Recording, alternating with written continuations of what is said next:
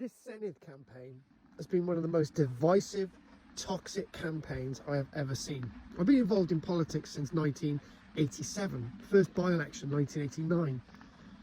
I've seen coming and going of different political parties, and I was once Plaid Cymru. I was once Liberal Democrat. Fair enough.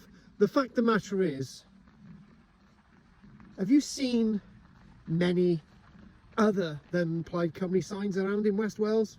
Or in fact, lots of North Wales? It's only Plaid Cymru signs. And people would say that that proves the popularity of Plaid Cymru. It doesn't. People are too afraid to put their own signs up. There's evidence to say that Plaid Cymru activists are tearing down Labour placards, are tearing down Gwlad placards, are tearing down Reform placards. This is a democratic election.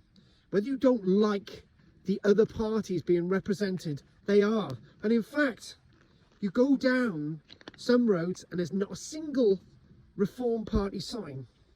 But the Reform Party are neck and neck with Plaid Cymru. So what does that tell you? There's as much support for Plaid Cymru as there is for Reform, and I am not Reform. Think about it. People from Reform are too afraid to put their signs up in a democratic election because of the threats and the ostracisation that they saw with Caerphilly. People should be proud of the political parties that they support, not to be scared and threatened, as I have, by the vindictive far left Plaid Cymru.